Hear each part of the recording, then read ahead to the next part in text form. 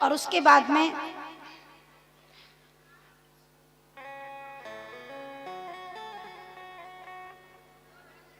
ध्यान देना, तो मैंने आपको बताया था कि कर्दम जी का विवाह देवहूति के साथ हुआ और उनके यहाँ पर कपिल देव भगवान प्रकट हुए थे। ये तृतीय स्कंद की कथा है। कपिल देव भगवान ने, सभी लोग जानते हैं इस कथा को, कपिल देव भगवान ने जब अपनी माता देवहूति को सुंदर ज्ञान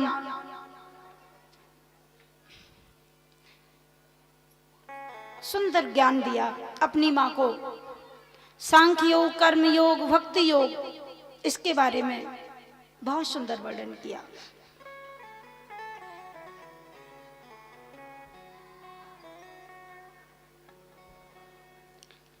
देखो भगवान धरती पर क्यों आते हैं,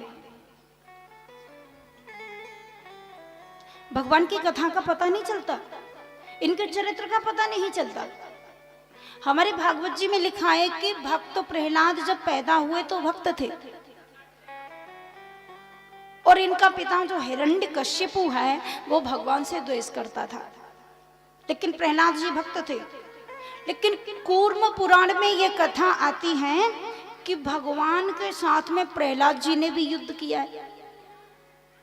ऐसी कथा कभी सुनी है आपने? प्रहलाद जी ने कभी भगवान से लड़ाई की है? कूर्म पुराण में कथा आती है कि भगवान नरसिंह के साथ प्रहलाद जी का द्वंद्व युद्ध हुआ।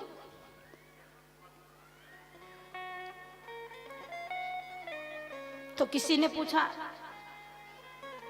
ये भी कोई कथा है?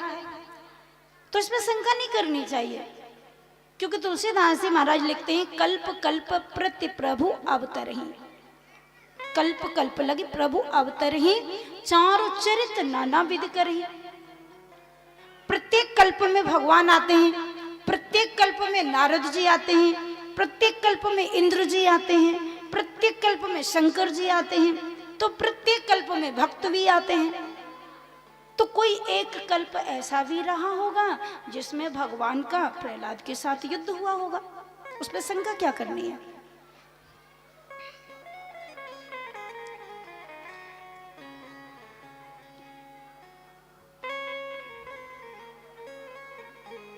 हिरण्याक्ष हिरण्यकश्यप, हिरण्याक्ष का उद्धार करने के लिए भगवान ने 12 का रूप धारण किया था।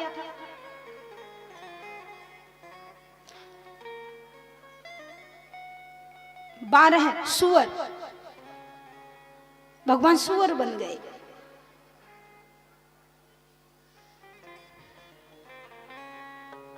देखो भगवान मनुष्य ही बन के आते हैं ऐसी बात नहीं,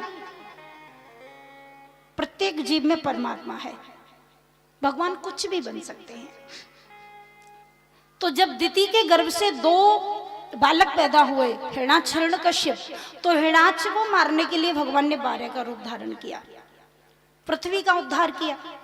और वह भगवान के प्यारे पार्षद थे जय और विजय, जिन्हें सनकादिक ऋषियों ने श्राप दे दिया था। तो वहां सनकादिक ऋषियों के श्राप के कारण वो राक्षस बन गए। 3 जन्म दुज वचन प्रमाण, 3 जन्म के लिए राक्षस बन गए। तो एक जन्म में हिरण्याक्ष हिरण्यकश्यप हुए, दूसरे जन्म में रावण कुंभकर्ण हुए, और तीसरे जन्म में दंतवक्र और शिशुपाल हुए।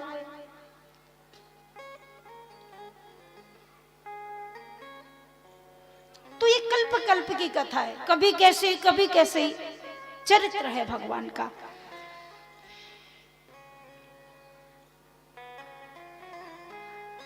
तो कपिल देव भगवान ने तो माता देवहूति को नवदा भक्ति के बारे में बताया, अपनी माँ को ज्ञान दिया, बड़ा सुंदर ज्ञान दिया। और उसके बाद देखो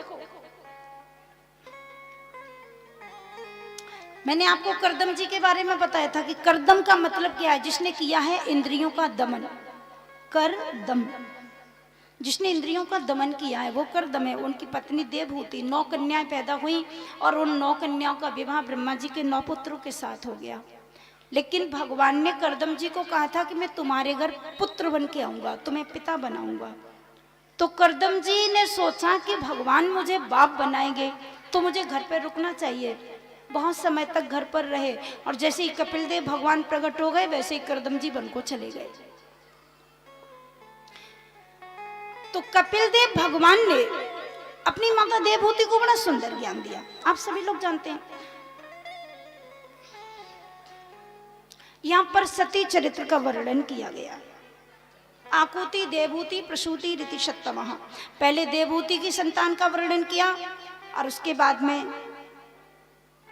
पहले रुचि प्रजापति को जो आकुति ब्याही और इनके वंश में आगे अत्रि पैदा हुए। अत्रि की पत्नी अनुसुईया, ध्यान देना, और अत्रि की पत्नी अनुसुईया बड़ी पतिव्रता हैं।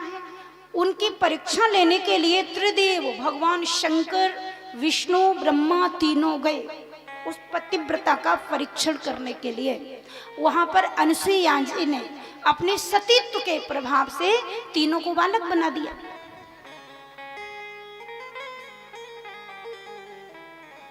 और जब तीनों को बालक बना दिया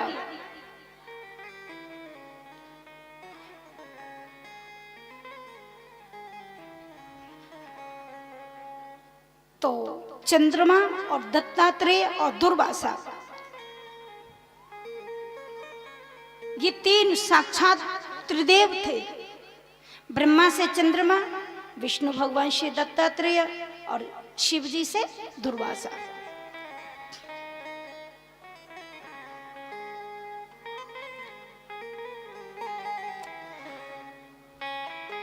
प्रियव्रतोत्तान पदो तिस्त्र है कन्यास्य भारत आकुति, देवहूति, प्रसूति, ऋतु सप्तमः। अब प्रियव्रत की कथा आती है। स्वयंभू मनु के बड़े पुत्र हैं प्रियव्रत।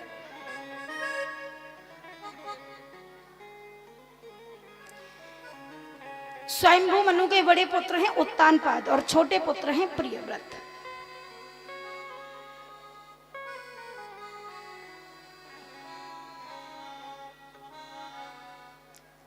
बड़े पुत्र हैं उत्तानपाद। देखो जो जीव है ना, जीवात्मा को ही उत्तानपाद कहा जाता है।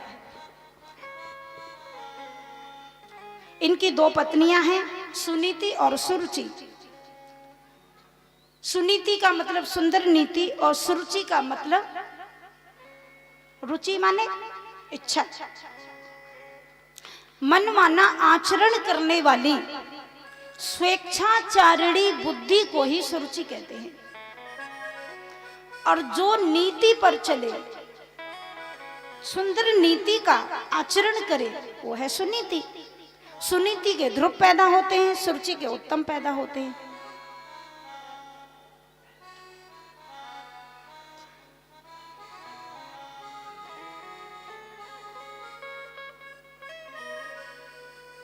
तो ये ध्रुव जी पैदा हुए किनके? सुनीति के। ध्रुव जी बचपन से ही भक्त हैं, भगवान के परम भक्त हैं।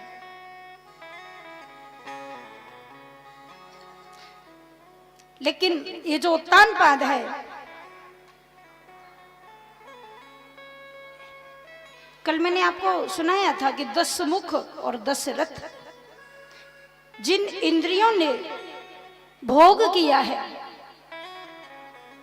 विषयों का और जिन इंद्रियों ने भगवान को प्रेम किया है, कितना अंतर हो गया।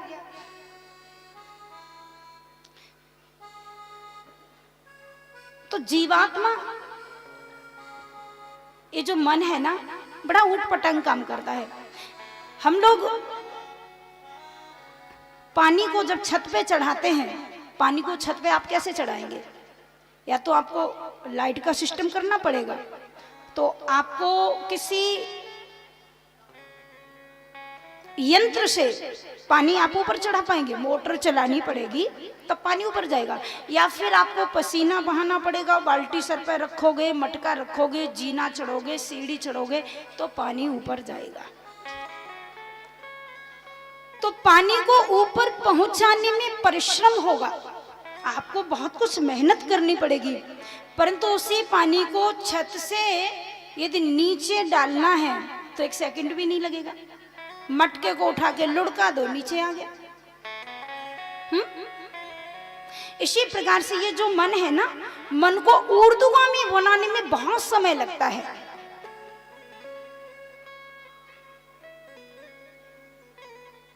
मन में विकृति आने में देर नहीं लगती, मन में खोटे विचार आने में समय नहीं लगता। मन छोटा काम बड़ी जल्दी कर लेता है, परंतु मन की महानता तब है जब मन को ऊर्ध्वगामी बनाया जाए। इसके लिए तो पसीना बहाना पड़ेगा। तो ये जो ध्रुव जी हैं, सुनीति के पैदा हुए, और जो तानपाद है इसने एक दूसरी रानी को घर में रख लिया। वो देखने में जरा सुंदर थी, और जो सुनीति थी, चमड़ी का क्या सुंदर होता है।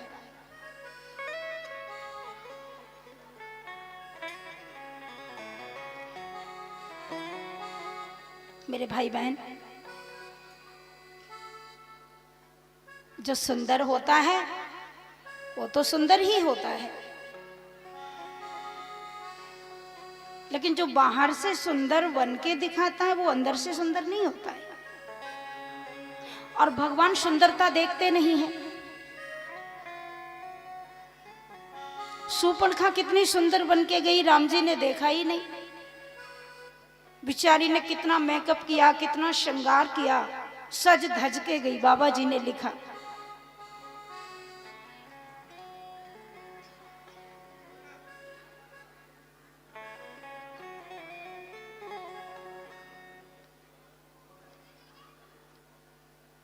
रुचिर रूप धरि प्रभु पहि जाई, बोली बचन बहुत मुस्काई।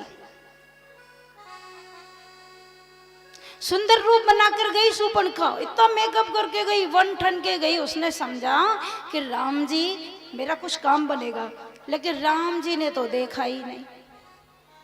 बाबा जी ने लिख दिया, गई लेकिन देखा नहीं। देखा किसको? बाबा जी ने लिखा,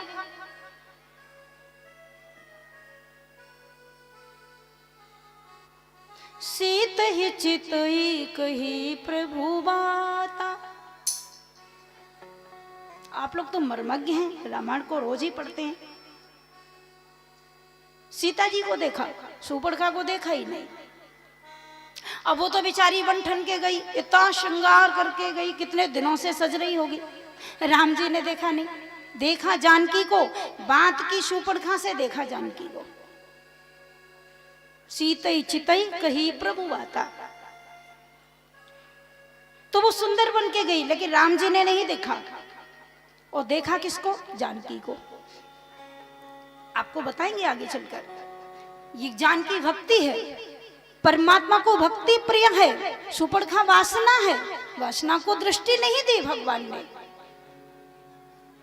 और वो बूढ़ी सबरी जिसके बाल सफेद हो गए, झुर्रियां पड़ गई, डंडा लिए चलती, नेत्र भी देख नहीं सकते, कान भी सुनने की क्षमता खत्म हो गई, श्रवण शक्ति भी खत्म हो गई। ऐसी सबरी मैया के आश्रम पर राम जी पूछ पूछ के गए, भैया बताओ सबरी का माँ का आश्रम कहाँ है? तो यदि सुंदरता देखते तो सबरी के पास क्यों जाते? लेकिन सुंदरता नहीं देखी। भाव शुद्धिम परम शौचम प्रमाणम सर्व कर्मशु। भगवान सुंदरता देखते ही नहीं, भगवान तो भाव देखते हैं। ये तो जीव का स्वभाव है कि वो सौंदर्य देखता है। संसार के सौंदर्य में उलझ जाना, यही तो अज्ञान है। और मैं कहती हूं कि जितना सुंदर मेरा कृष्ण है, अरे जगत को क्या देखो, जगन्नाथ को देखो। और जिसने जगन्नाथ को देख लिया उसको जगत मिथ्या लगा, कुछ है ही नहीं।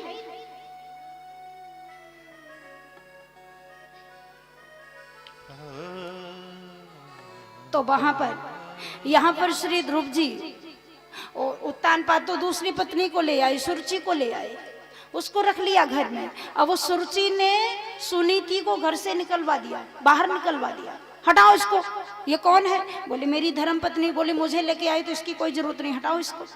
बेचारी को निकाल दिया, ध्रुव जी को भी निकाल दिया। उन्हीं के ध्रुव पैदा हुए ना, लेकिन ध्रुव तो भक्त हैं भगवान के, मंदिर में जाते हैं, भजन करते हैं, प्रभु का नाम लेते हैं, स्मरण करते हैं, बड़ा सुंदर है। नहीं तो जीना क्या, हरि नाम नहीं तो जीना क्या, हरि नाम नहीं तो जीना क्या।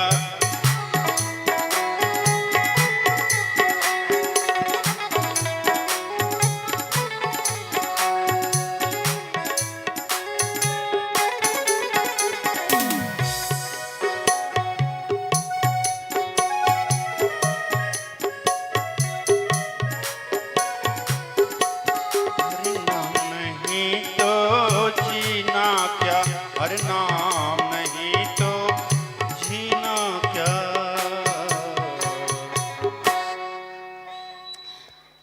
तो बड़ा सुंदर भगवान ठाकुर जी का सौंदर्य। ध्रुव जी भगवान की भक्ति करते हैं, मंदिर मंदिर में जाकर के पूजा अर्चना करते हैं। न दानम न तपो न ज्ञान शौचम न व्रतान च प्रियते अमल्या भक्त्या हरिर अन्यद विडंबनम।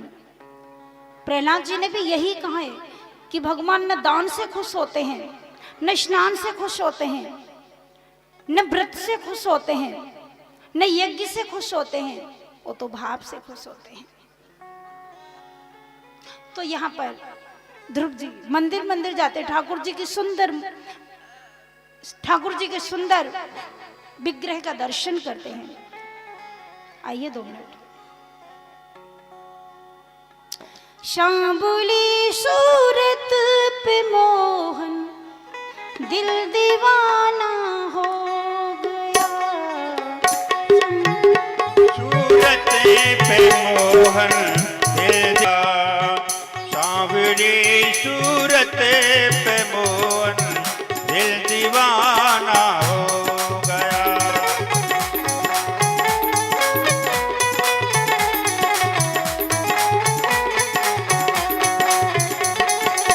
ऐसे बात नहीं बनेगी।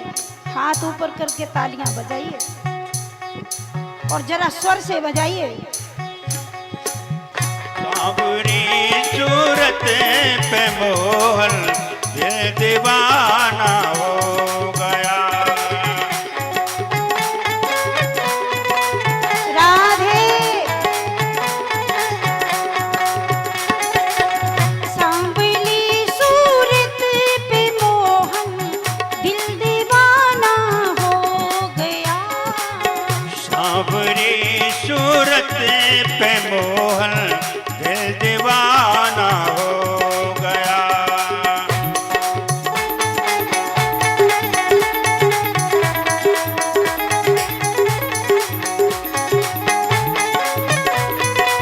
राधे राधे।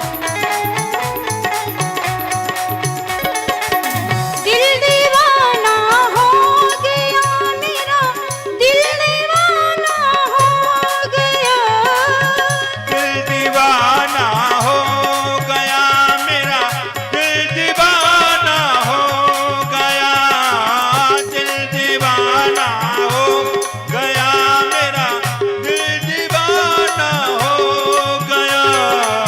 सांवली सूरत जय हो।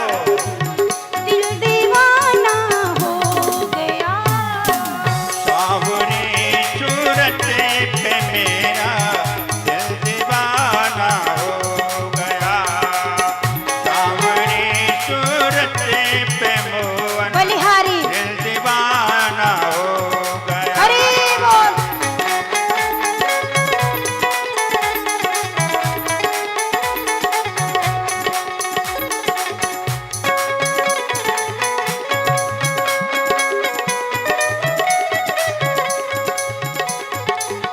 एक तो तेरे नैन तिरछे, दूसरा काजल लगा, एक तो तेरे नैन तिरछे, दूसरा काजल लगा, एक तो तेरे नैन तिरछे, दूसरा काजल लगा, तीसरा नजरे मिलाना, तीसरा नजरे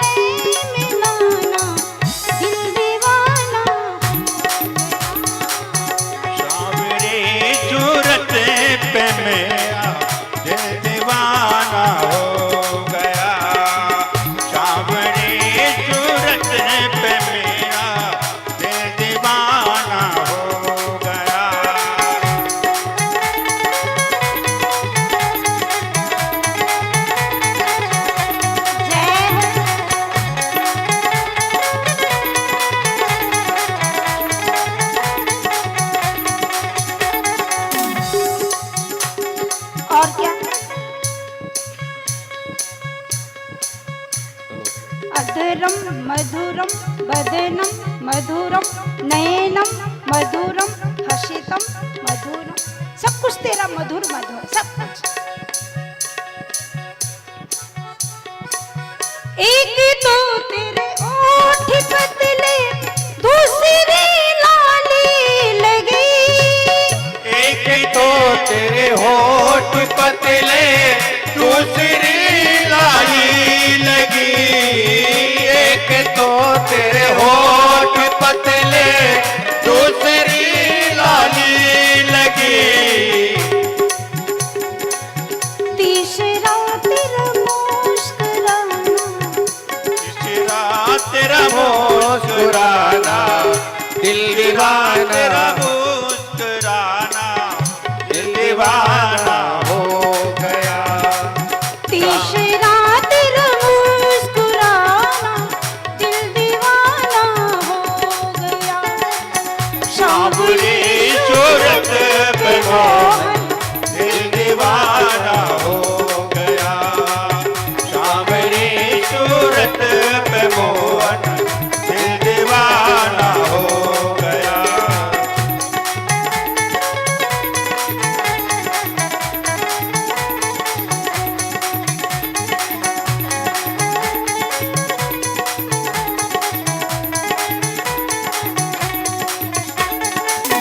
सांवरी सूरत पे मोहन दिल दीवाना हो गया, सांवरी सूरत पे मोहन दिल दीवाना हो गया, सांवरी सूरत पे मोहन दिल दीवाना हो गया। वार के बिहारी लाल की जय जय श्री राम।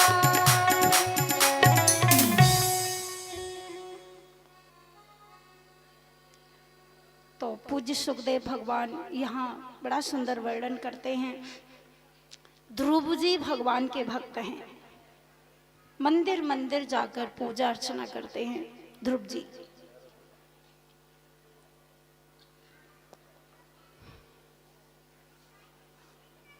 देखिए समय का अभाव है, आज बहुत कथा आपको आप तक बहुत कथा पहुंचानी है। 7 ही दिन तो मिले हैं और यहाँ पर गागर में सागर भरना है, कैसे भरा जाएगा? आप लोग हैं बहुत अच्छे, बहुत अच्छे लगते हैं आप लोग, बातें तो बहुत अच्छी हैं।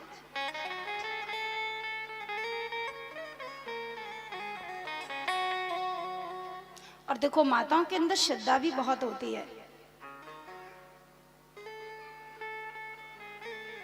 ये माताओं के अंदर जितनी श्रद्धा होती है उतनी पुरुषों के अंदर नहीं होती। भाई लोगों के अंदर श्रद्धा तो होती है, थोड़ी कम होती है। क्यों? इनका हृदय में बहुत दया होती है। देखो इनको एक बार कोई ढंग से समझा देता ना तो बात बन जाती है। वो ये तो खोपड़ी लगाते हैं, बहुत सोचते हैं। तब कोई साधु संत माताओं के पास आ जाए और कोई साधु कह दे मैया ऐसा होगा तू चिंता मत कर, तो मैया पति को ना बतावेगी, सब कुछ दे देगी। क्यों? श्रद्धा है उनके अंदर। और ये लोग तो दिमाग लगाते हैं और इतना लगाते हैं, इतना लगाते हैं कि दिमाग से ही चले जाते हैं। भरोसा होना चाहिए।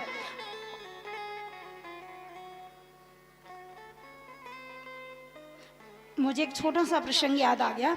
एक पंडित जी विवाह करके आए तो अपनी बहू ब्राह्मणी को लेके, नई बहू थी, पत्नी उनकी, बिना करके घर ले जा रहे थे। बहुत सारा जेवर पहने थी ब्राह्मणी, सोना चांदी बहुत सारा पहने थी। चोर मिल गए, डकैत, लुटेरे।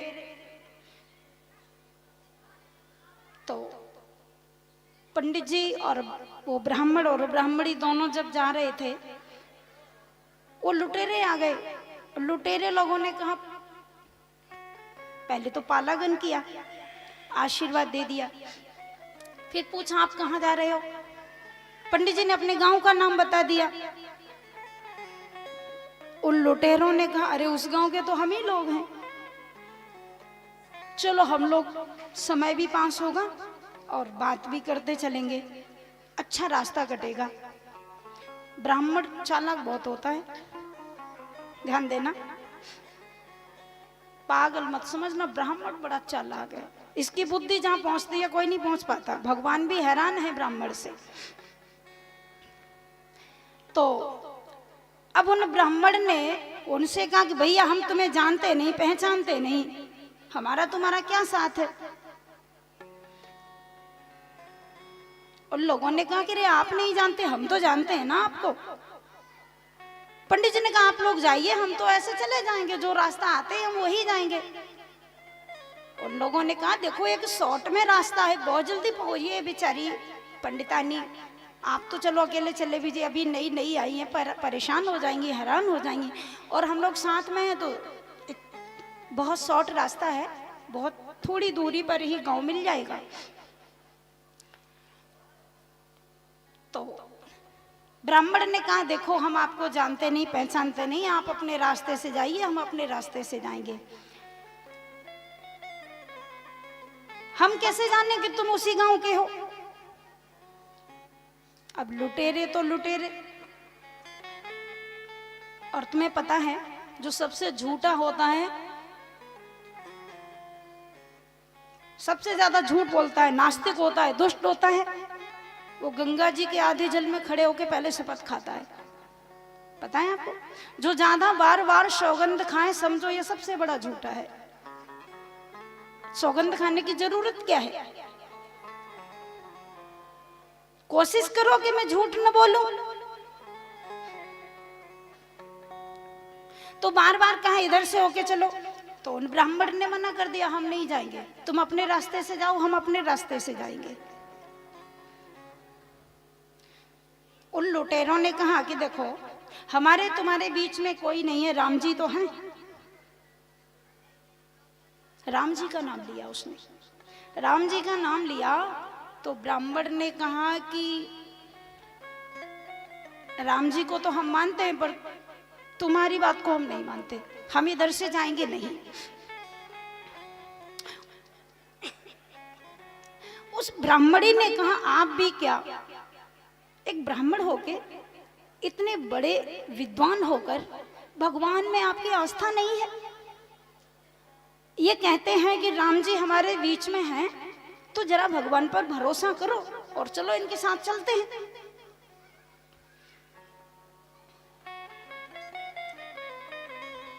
ब्राह्मण ने कहा तुम बहुत बड़ी भक्तिन हो गई हो, हम मान नहीं रहे हैं, और तुम अभी अभी नहीं आई हो, तो तुम इन पर भरोसा कर रही हो।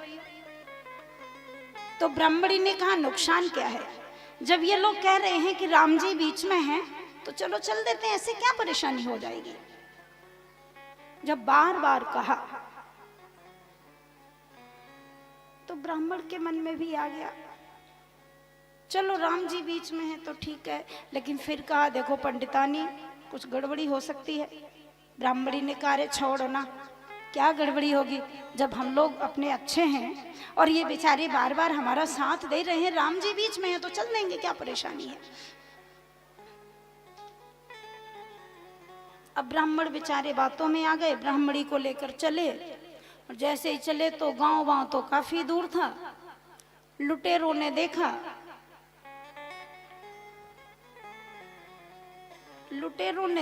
कि यहाँ पर नई बहू भी मिल गई और धन भी मिल रहा है, पंडित जी को उड़ा दो। वो तो ज्यादा थे, पंडित जी अकेले थे।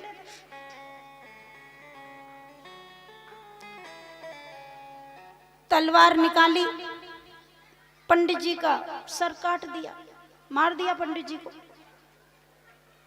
और जब काट दिया तो कंचन कामिनी दोनों मिल गए, सोना भी मिल गया, स्त्री भी मिल गई,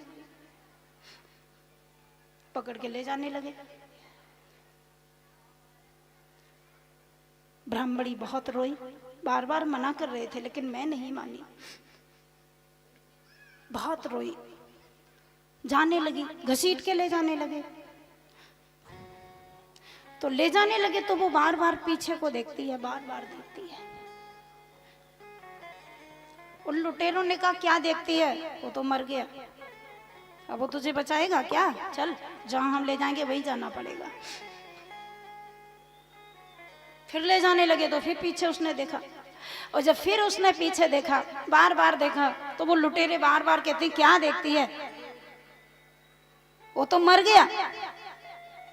उस ब्राह्मणी ने कहा मैं मरे हुए को नहीं देख रही, मैं इसको देख रही हूं जो बीच में था।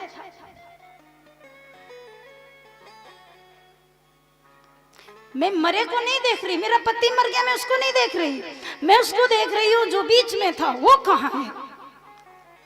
कितना बड़ा भरोसा है उसको। और जैसे ही उसने कहा कि मैं बीच वाले को देख रही हूं, तो राम लक्ष्मण धनुष बाण लेकर पीछे से घोड़े पर सवार होकर आ गए।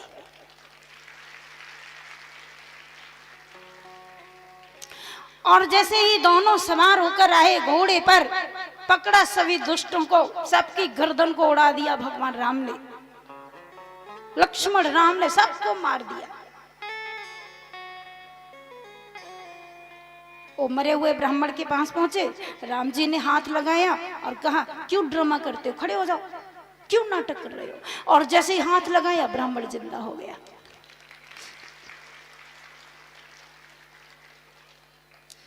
ब्राह्मणी के चरणों में भगवान ने प्रणाम किया और कहा माता जी ये आपके पति जिंदा हो गए, अब आप जाइए, ले जाओ इनको और चलो, तुम्हारा घर कहाँ है वहां तक हम तुम्हें छोड़ के आते हैं। ब्राह्मणी ने भगवान का दर्शन किया और ब्राह्मण ने जिंदा होकर भगवान का दर्शन किया, चरणों में गिर गया, बोले प्रभु आपका दर्शन हुआ, आपने मुझे जिंदा कर दिया,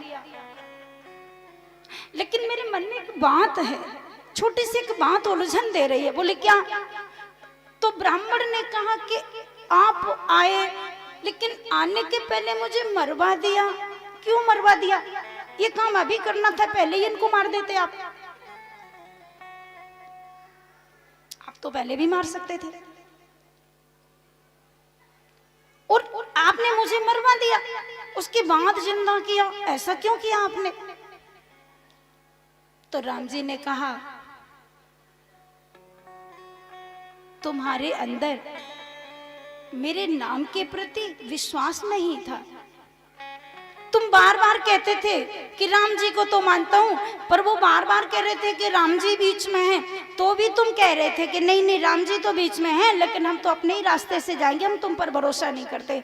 परंतु तुम्हारी ब्राह्मणी ने कहा कि नहीं यदि राम जी बीच में है तो हम इधर से ही जाएंगे।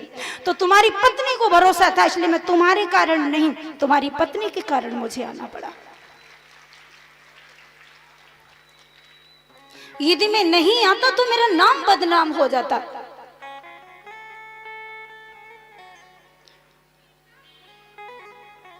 तो भगवान पर भरोसा रखना चाहिए और पूरा भरोसा रखना चाहिए। जब तक पूरा भरोसा नहीं होगा तब तक भगवान मदद नहीं करेंगे। बहुत सारे प्रसंग हैं, बहुत सारी चीजें हैं जो हमें भगवान की तरफ, भगवान से जोड़ देती हैं, संसार से हमें मोड़ देती हैं, विषयों से हटा देती हैं, भगवान के चरणों में हमारी रति हो जाती है, भगवान के चरणों में हमारा प्रेम जागृत हो जाता है। राधे राधे, जोर से बोलो राधे।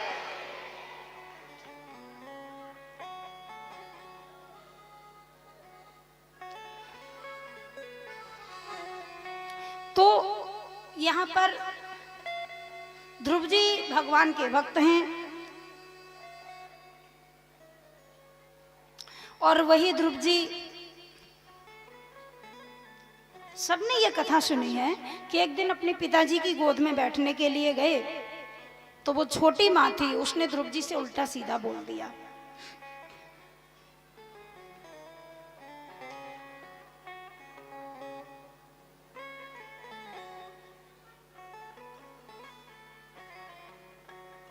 एकदा सुरुचे पुत्रम अंकमारोप्य लालयन्।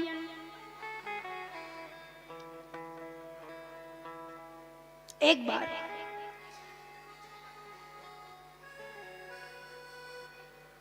पाद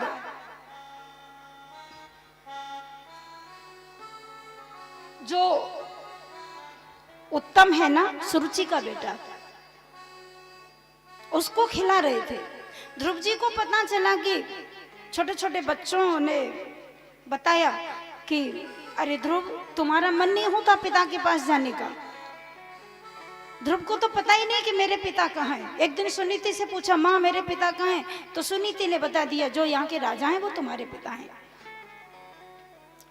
तो एक दिन ध्रुव जी अपने पिता की गोद में बैठने के लिए आए। राज सिंहासन पर बैठे थे उत्तानपाद। आकर के देखा पिता को तो गोद में आरूढ़ हुए। मन बहुत हुआ उत्तानपाद का कि मैं भी अपने पुत्र को हृदय से लगाऊं। तब तक छोटी रानी कुछ काम कर रही थी, उसने देख लिया।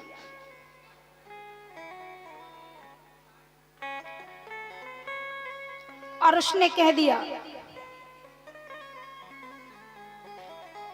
निगृहीतो या तुम कुच्छाब पिनपात्मजः। छोटी रानी ने ध्रुव को ललकारा और कहा, तू इस पिता की गोद में नहीं बैठ सकता। अरे अभागे, तुझे नहीं पता, इस पिता की गोद में तो वही बैठेगा जिसने मेरे गर्भ से जन्म लिया है। तो ध्रुव जी ने अपनी माँ से कहा, माँ ये मेरे पिता हैं, तो मैं इनकी गोद में क्यों नहीं बैठ सकता? सुरुचि ने डांट कर कहा, ये तो तेरे पिता हैं पर मैं तेरी माँ नहीं हूं, इसलिए तू नहीं बैठ सकता।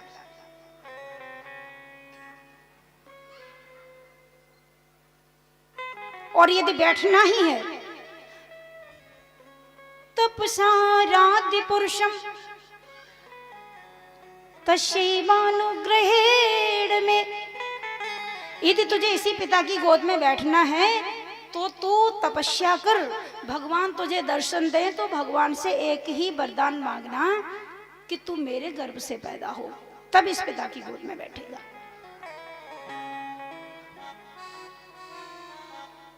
तो ध्रुव जी को बड़ा धक्का लगा। मां ने मेरा अपमान किया, लेकिन ध्रुव को तो बुरा लगा सो लगा, भगवान को बहुत बुरा लगा। भगवान ने सोचा कि देखो, सुरुचि कहती है कि यदि इस पिता की गोद में बैठना है तो मेरे गर्भ से जन्म ले। भगवान यदि तुझे मिल जाए तो भगवान से वरदान मांगना कि मैं सुरुचि के गर्भ से जन्म लूं। परंतु इसको ये नहीं पता है कि जिसे भगवान मिल जाएंगे वो जन्म क्यों लेगा, वो तो संसार सागर से वैसे ही तर जाएगा। भगवान का दर्शन करने के बाद पुनरपि जन्मम पुनरपि मरणम पुनरपि जननी जठरे शयनम, आना जाना होता ही नहीं।